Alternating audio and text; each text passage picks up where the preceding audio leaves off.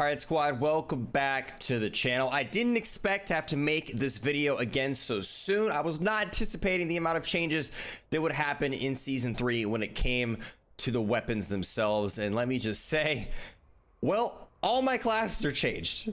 Every last one of them has changed in some way, shape, or form because of the Season 3 update. So today I have for you guys my updated Black Ops Cold War Search and Destroy classes and settings. I will show you all of it, my keyboard and mouse settings, my controller settings, my graphics settings for PC, all of my classes. I'm gonna go over all of it in this video.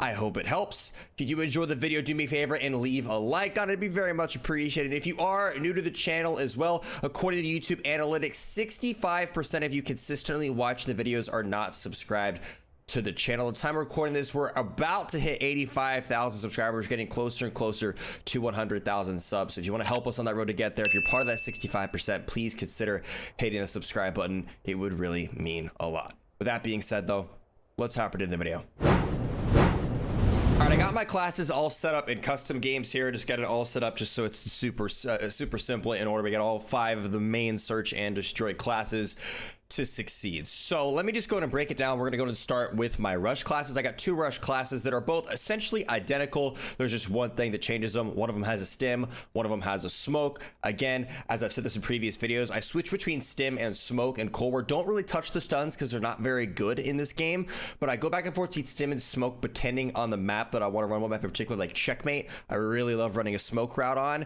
really great. And then for other rushing scenarios, I usually will run a stim. Just kind of depends on the map and the route I plan on running. Class setup wise though, when it comes to my rush classes, I normally run a frag. If you want to pick if you want other options, Semtex, C4, frag, all 3 are great options for search, kind of personal preference down there. I've played around with all of them. Frag is kind of my favorite. I enjoy C4 and I enjoy Semtex, but I kind of always end up going back to the frag. I love going good spawn nades.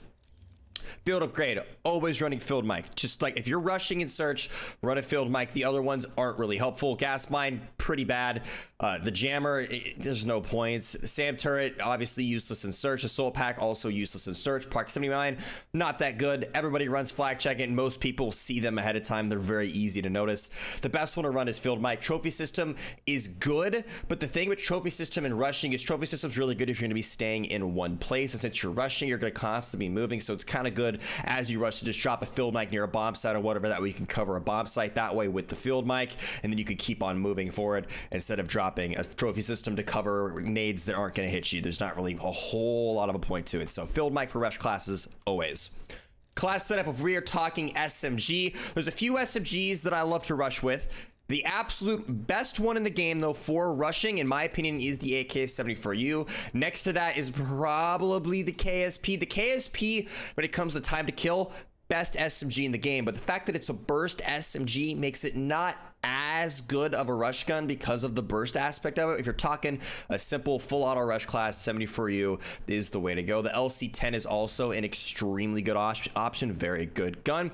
A lot of people have also been asking about the PPSH. Is it meta? Is it not? In my opinion, no, it's not meta. In my opinion, the PPSH is like it's like a bullfrog on steroids. It's like an unstable bullfrog. It isn't. It's around the same tier as the bullfrog, just a little harder to control.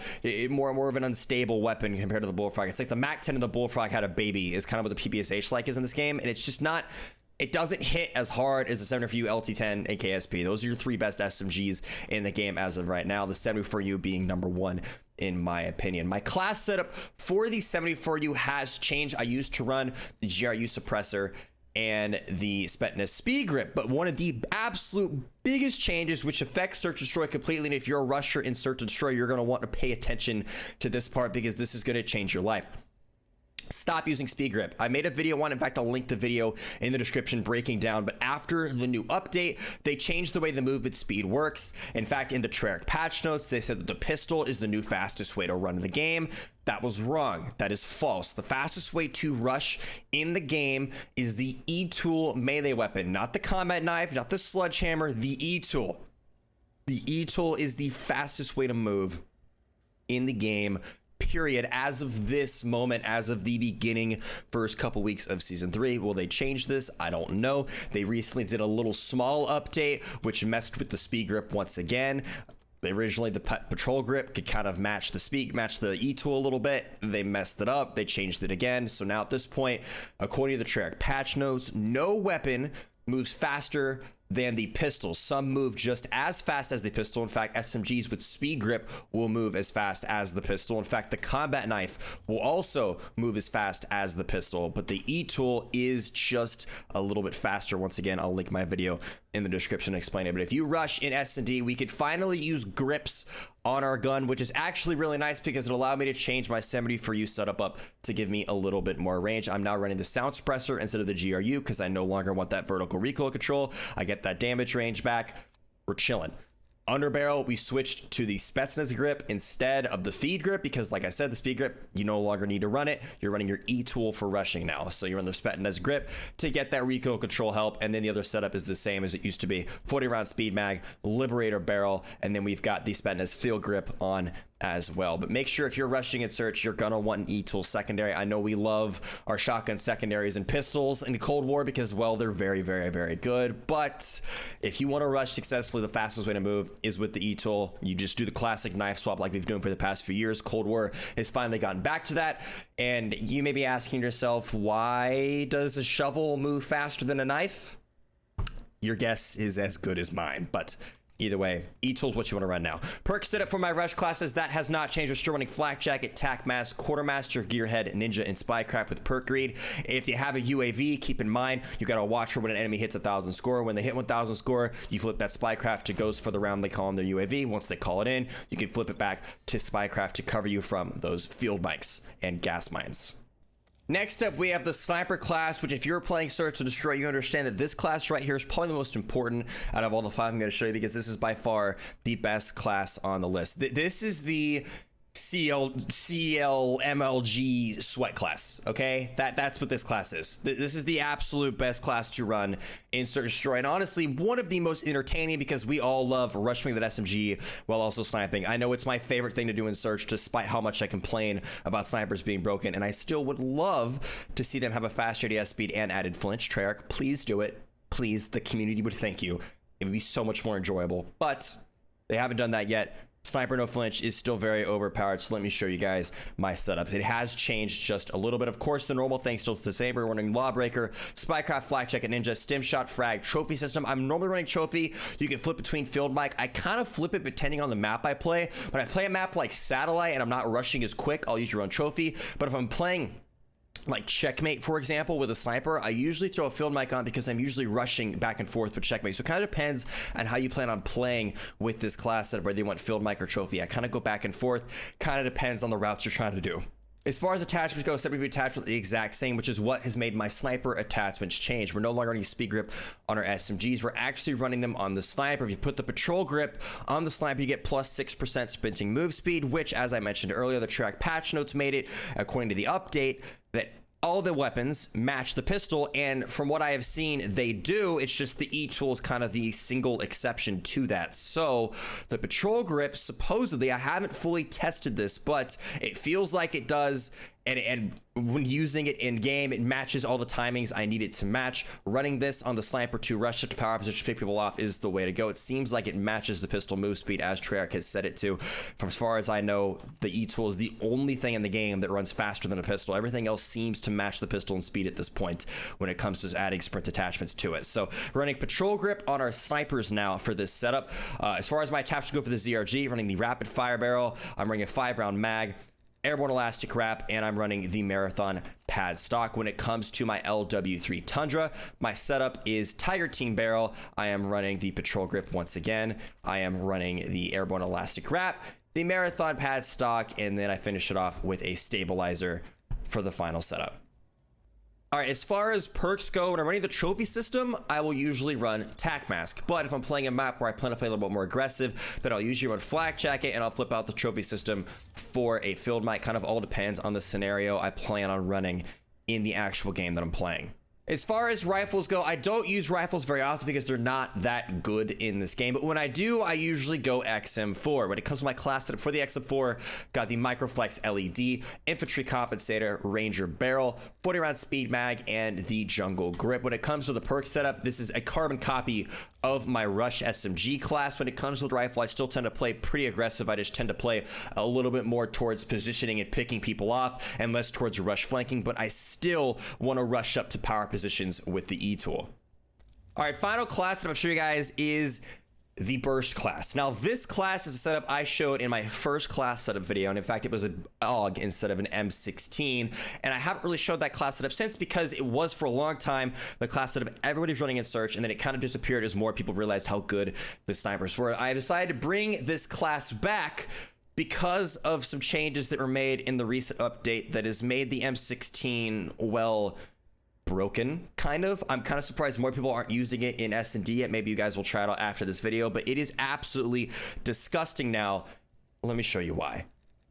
Task Force barrel on the M16, essentially it only one bursts. Pretty much. If you shoot him in the body, it'll one burst almost every time. My buddy and teammate in KARNAGEclan, Turbo Man, figured this out and made a video on it. Post season 3 update, the M16, the Task Force barrel is insane. I'll link his video on it down below. This is where I got this originally, and I tried it out, and he's absolutely correct. The M16 is basically like the AUG was right when the game originally came out at the moment. It's absolutely disgusting, which is why I decided to bring this class setup back for the video. It's definitely the class setup you're gonna want to run if you were. This is like the all else fails, run this setup, play objective, play positioning, play for picks, stay alive, and win the game. This is the setup you run when you know if you die, you will lose the round. You got to play your life, play well with it, and play slow, which is why we don't have an E2 on this class. We have the Akimbo pistols.